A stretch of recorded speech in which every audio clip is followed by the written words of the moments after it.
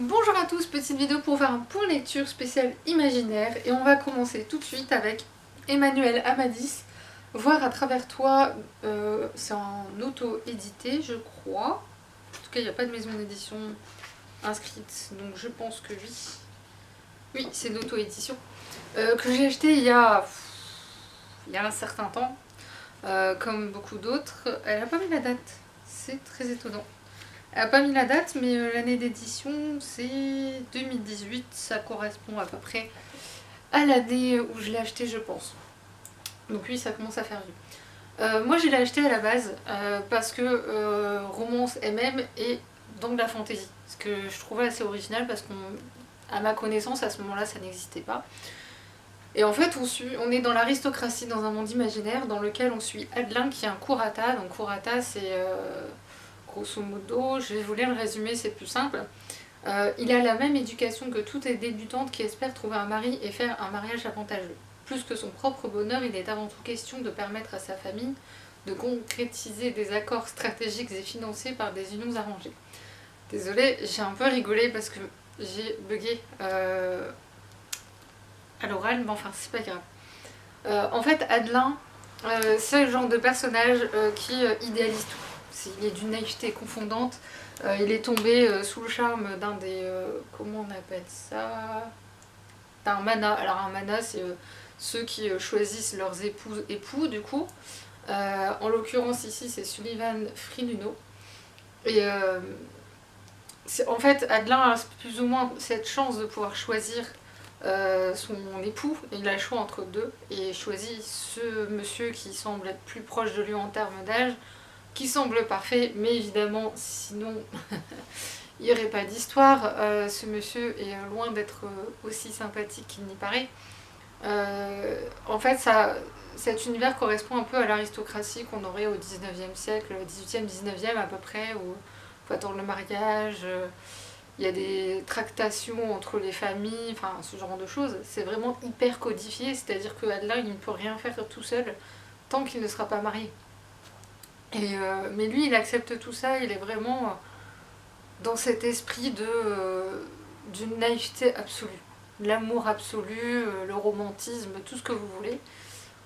Au point ça peut être agaçant et en même temps, c'est lui la lumière de ce livre, pendant une bonne partie du livre, jusqu'au moment où, évidemment, ce monsieur Friluno est loin d'être sympathique et il va se passer quelque chose qui va bouleverser Adelin.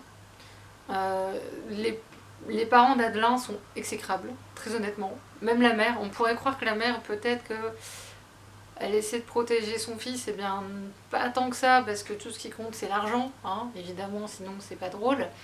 À côté de ça, on suit Jeng qui appartient au peuple des Drogages, on va y arriver. C'est une race redoutée par les humains qu'ils considèrent comme à peine plus qu'un animal doué de parole. Loin d'être une bête dangereuse, sa curiosité le pousse à venir en aide à Adelin et à lui permettre de surmonter ses désillusions. Grosso modo, je trouve le résumé, franchement, il est parfait. C'est exactement ce que j'ai lu. C'est juste qu'au niveau de Jeng, ça m'a perturbée. La description du personnage m'a perturbée. Je ne sais pas pourquoi. Je sais pas en quoi ça m'a perturbée en fait. Peut-être parce qu'elle nous a proposé un personnage, enfin les drogages en fait, ont forme humaine.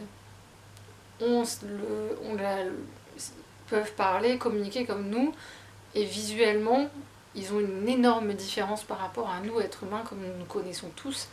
Et ça m'a un peu perturbée, très honnêtement. Je savais qu'il y aurait forcément une romance entre les deux, on le sait, mais je m'attendais pas du tout à ça.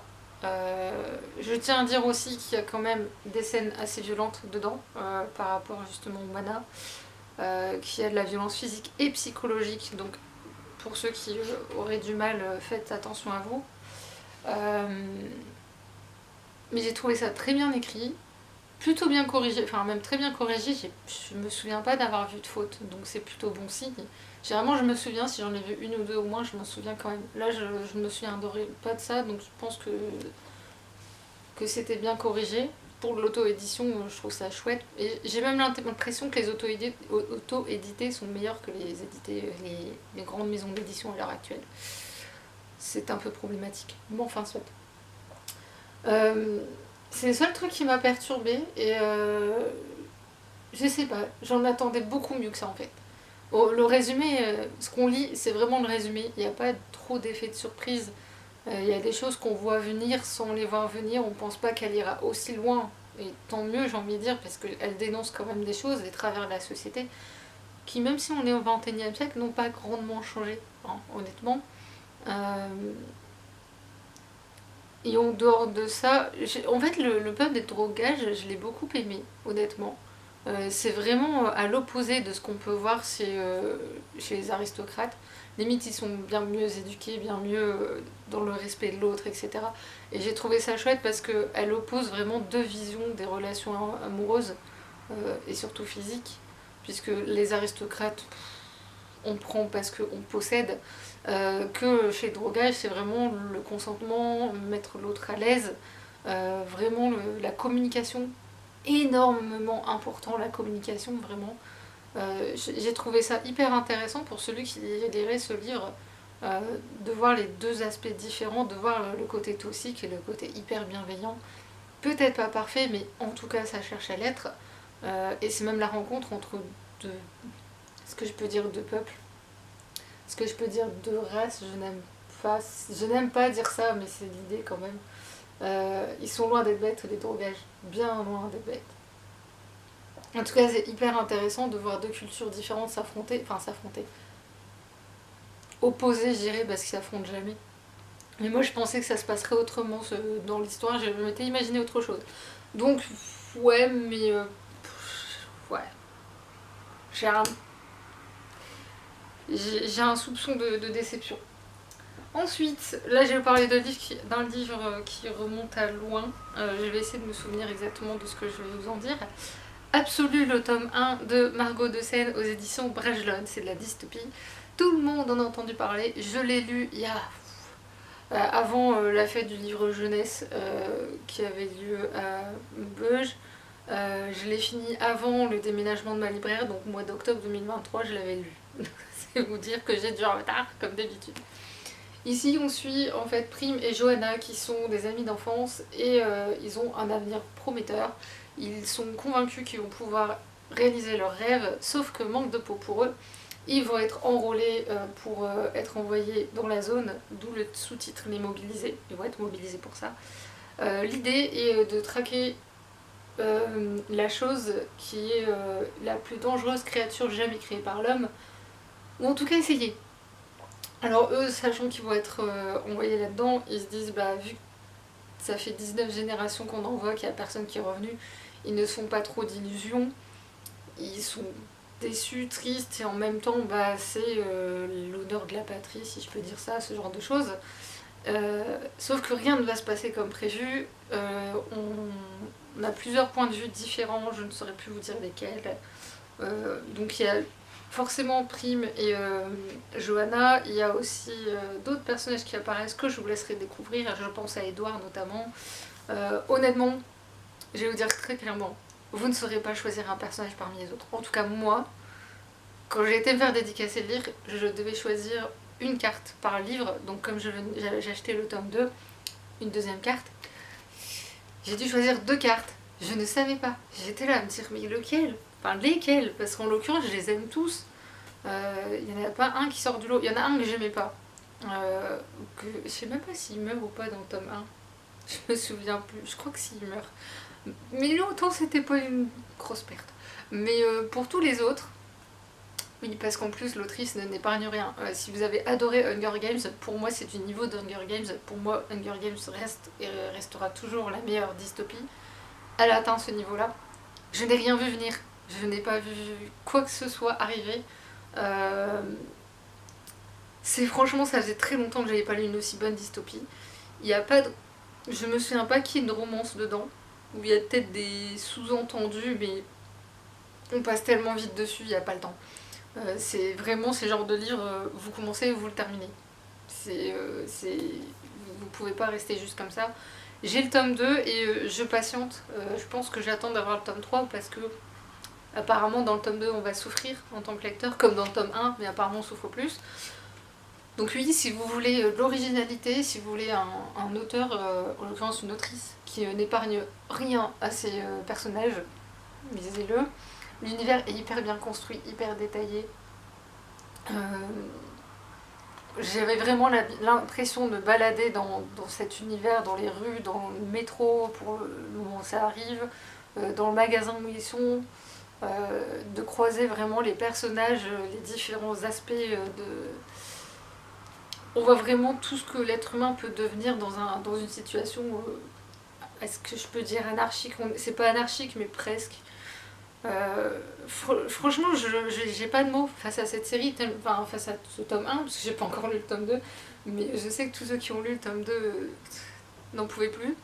Moi, je meurs d'envie de le lire, et en même temps, je sais pas qui va tomber, on va dire, qui va mourir, parce que je sens qu'il y a des personnages que j'aime beaucoup qui vont y passer. Là, par exemple, elle a une audace sur un des personnages, je ne pensais pas, franchement, que ce personnage mourrait. Et pourtant, et je me dis, quoi? Non, mais je pense que c'est une fausse mort. Moi, dans ma tête, c'était une fausse mort. Non, non, vraiment morte. En plus, je viens de donner un indice, désolée. Bref, c'est le genre de livre où on se prépare au deuil, où on se prépare au pire, et en même temps, on enchaîne les surprises. Les personnages évoluent tous. J'aurais tendance à dire que Prime a peut-être plus d'importance que les autres. Peut-être. C'est mon hypothèse. Parce qu'il a une sorte de lumière que les autres n'ont pas. Je sais pas pourquoi. Même à la fin de ce tome 1, franchement à la fin de ce tome 1 d'ailleurs, et juste...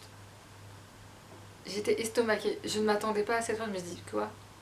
Elle va pas faire ça quand même. Et ça s'arrête là en fait. On attend la suite en se disant on va avoir une suite. Et non, tu veux la suite, bah t'achètes le tome 2. Bref, un énorme coup de cœur. Ça faisait très longtemps que j'avais pas eu autant de surprises dans un livre. Et je peux vous dire que pourtant il faut y aller pour me surprendre. Donc allez-y. Voilà. Je sais pas comment vous convaincre autrement, mais voilà. Palimpseste, le tome 1 impressionniste de Emmanuel Nunc aux éditions du Chat Noir. Pareil, je l'ai acheté il y a longtemps. Je n'ai toujours pas non plus la date. Je ne peux pas vous dire quand j'ai acheté parce que j'ai acheté longtemps après sa sortie. C'est dans la catégorie steampunk. En fait, on est au 19e siècle. Au musée du Louvre, ils accueillent la statue de la Pythie qu'ils ont ramenée d'un site archéologique de Delphes. Je me refais l'histoire en lisant le résumé. J'ai les images en tête, mais je veux être sûre de ne pas vous dire de bêtises. Et en fait, on suit un jeune gardien qui s'appelle Samuel qui travaille là, et en fait ses yeux se posent toujours sur Clara, qui est une étudiante en art, qui vient là tous les matins. Et sauf qu'à l'approche de cette fameuse exposition, des événements étranges se produisent au sein de ce musée. Qu'est-ce que je peux vous dire d'autre sans trop en dire non plus? Ça ne dit rien. Donc je n'en dirai pas plus. Ouais, j'en dirai pas plus. Grosso modo, du fait de la présence de la Pythie, il se passe des choses étranges. Donc nos deux jeunes personnages vont s'entraider du mieux qu'ils peuvent, parce que bien sûr des experts vont se pointer et penser avoir les réponses à tout, sauf que eux ils sont pas là depuis le début des événements, quand ils se pointent évidemment. J'ai adoré, enfin je peux pas dire adoré, mais ce roman attise la curiosité, parce que déjà j'ai appris beaucoup de choses sur l'art, j'ai appris beaucoup de choses sur l'histoire au sens large du terme, que ce soit au passé, présent, futur, par rapport au livre. Il y a eu un moment qui était bouleversant. Quand je l'ai lu, il n'y a pas besoin d'avoir... moi qui suis un peu quiche en histoire, vous le savez, quand vous lisez juste ce passage-là, vous avez compris. J'ai trouvé ça très bien que l'autrice ait fait le choix de faire appel à des grands événements de l'histoire ou des grands personnages historiques, juste pour faire appel à vos connaissances de culture générale. Il n'y a pas besoin de plus, il n'y a pas besoin de moins. C'était parfaitement dosé. J'ai apprécié le fait que Clara fasse partie de la diversité. D'une ouverture d'esprit incroyable. Une femme de cette trempe-là au 19e siècle, je pense qu'elle n'aurait pas été très appréciée. D'ailleurs, c'est transparaît un peu dans le livre par rapport au comportement de certains, le sexisme de l'époque, quoi. Bref. Elle dénonce justement beaucoup de choses par rapport à ça. Elle rappelle un peu les effets secondaires des traumatismes liés à la guerre sur certains personnages. Euh, Il y a tellement de choses en si peu en fait. Et à la fin, j'étais un peu déstabilisée parce que je me disais, est-ce que j'ai aimé ou pas? Bah oui, parce que je l'ai fini et il m'a fascinée. Et en même temps, je savais pas où elle m'emmenait. Et autant d'habitude, il y a des fois où on s'en fout un peu de savoir si où est-ce qu'on va ou pas. Et autant, je sais pas, j'avais besoin de comprendre où elle m'emmenait, quel était le but du livre. Et à la fin, je ne savais toujours pas quel était le but du livre. Et en même temps, je m'en fous. Parce que c'était vraiment fascinant au niveau culturel, au niveau de plein de choses. Les personnages étaient vraiment bien travaillés. Et à la fin, je me dis, est-ce que je lirai le tome 2? Et en fait, je suis curieuse. Voilà, c'est le livre qui attise la curiosité. Et je trouve que là-dessus, si c'était son but, c'est hyper réussi parce que vraiment, je suis très curieuse de lire la suite. Puisque vu comment se finit le livre, je ne sais pas pourquoi il y a une suite. Je n'ai aucune idée. Après, on peut s'arrêter là si on veut. C'est ce que j'aime bien. J'aime bien ce genre de série où, à la fin du tome 1, si on n'a pas envie de lire la suite ou si au moins on n'est pas très déçu à l'idée de ne pas savoir forcément ce qui se passe après. Euh, du coup, ouais, c'était une chouette lecture. Le côté steampunk, je suis pas sûre. Pardon. Honnêtement, je suis pas sûre sur le mot steampunk pour le coup. Je dirais plutôt fantasy historique, non, même pas.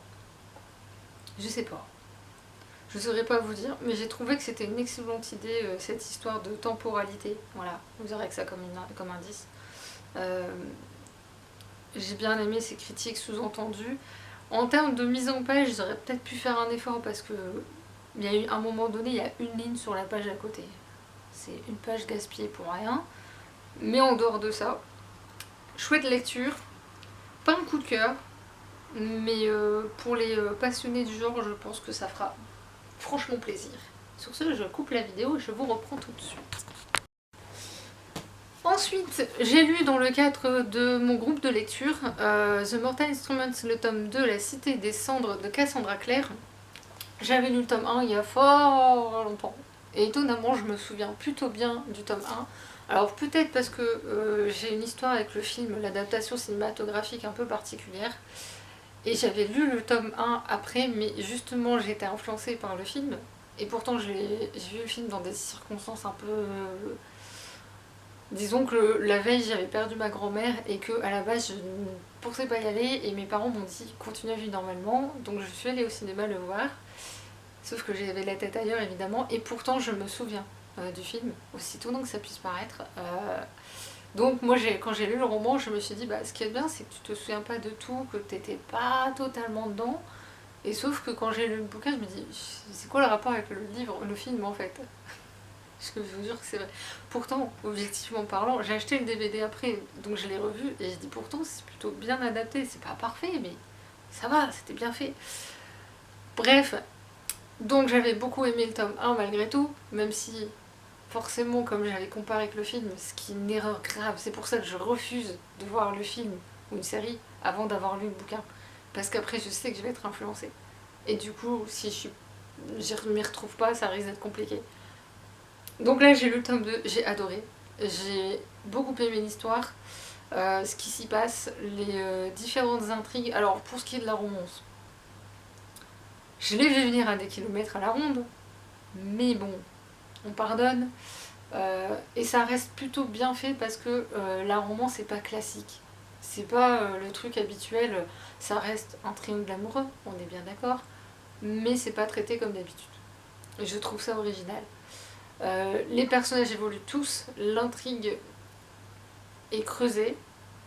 J'ai des hypothèses, mais en plus ça montre que j'ai vraiment bien aimé parce que j'ai commencé à regarder le tome 3. Je voulais enchaîner et j'ai dit non.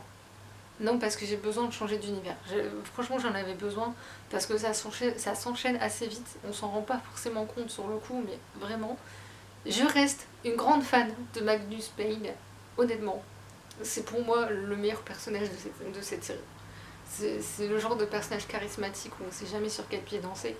Et en même temps, dans le fond, on sait que c'est quelqu'un bien. Et honnêtement, je sais qu'il y a eu la série télé Shadowhunter qui a l'air bien pourri, honnêtement, de mon point de vue.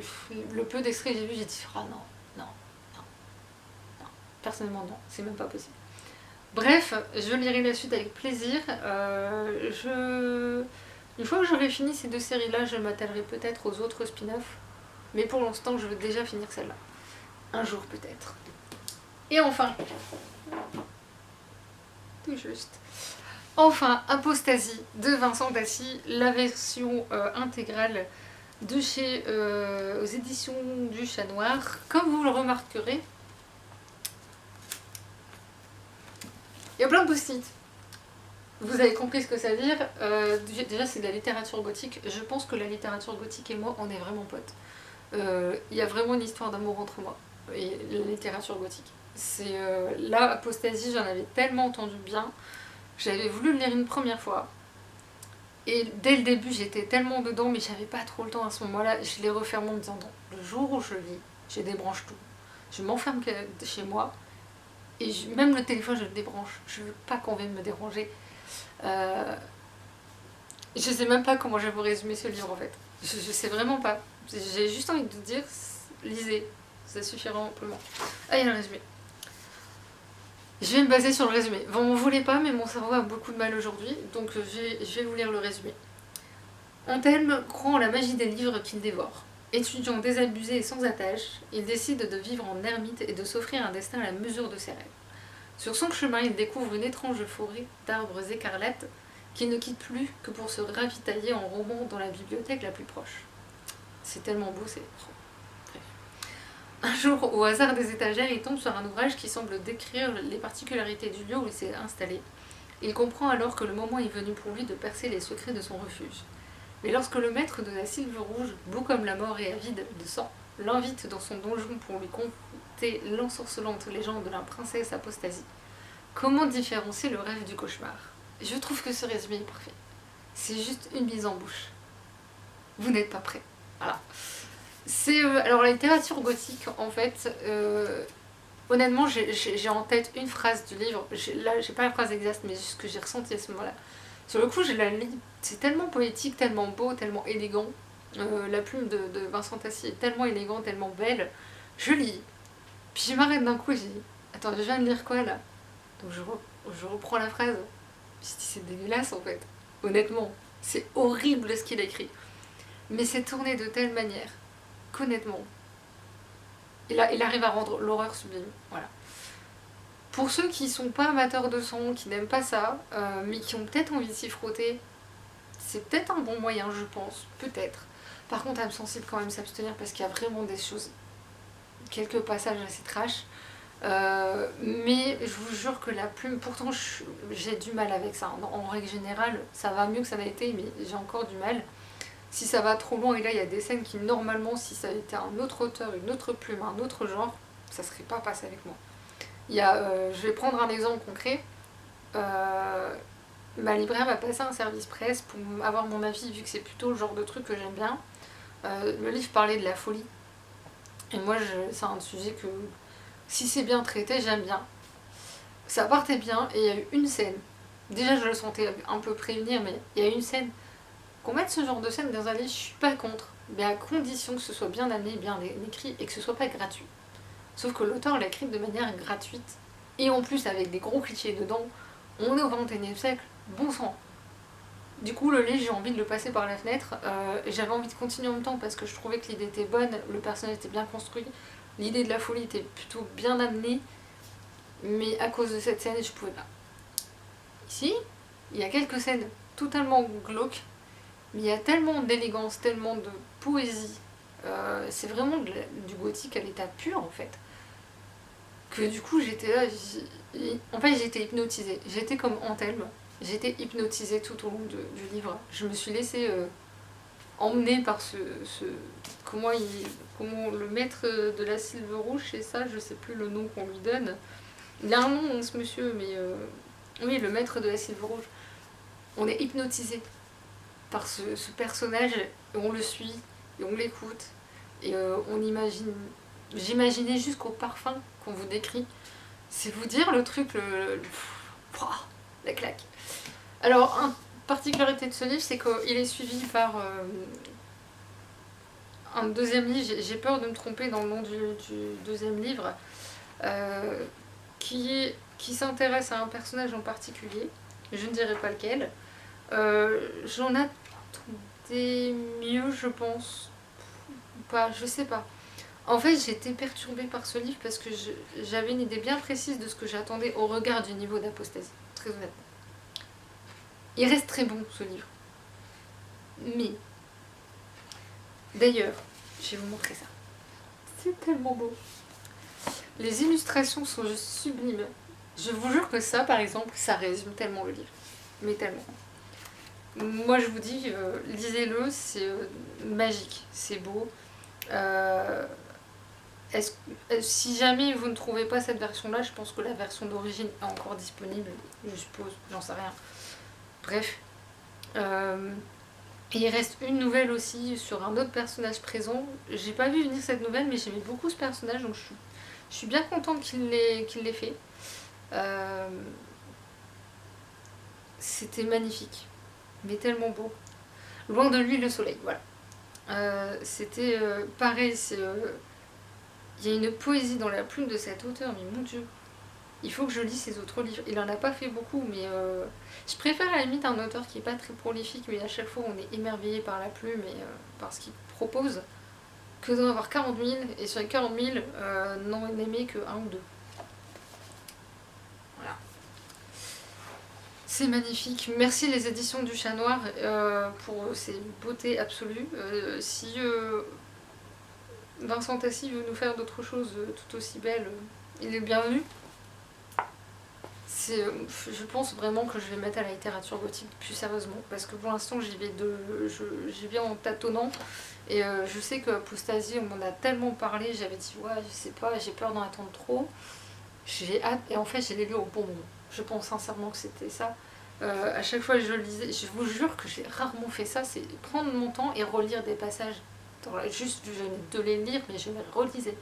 Et encore, et encore, et encore. Je me dis, c'est tellement. C'est de la poésie, en fait. C'est de la poésie horrifique. Presque. Ouais, si, il y a des moments c'est horrifique. Mais honnêtement, c'est tellement élégant, tellement beau que l'horreur, elle passe. Franchement, faites-moi confiance et allez-y. Pardon. Je vais m'arrêter là, parce que là j'ai fait 5 livres et je voudrais pas en faire trop non plus, parce que j'ai encore 2 livres à vous présenter et j'ai envie de vous le faire maintenant, mais en même temps je vais pas en faire trop. Donc sur ce, je vais vous laisser, je vais vous dire à la prochaine. Salut!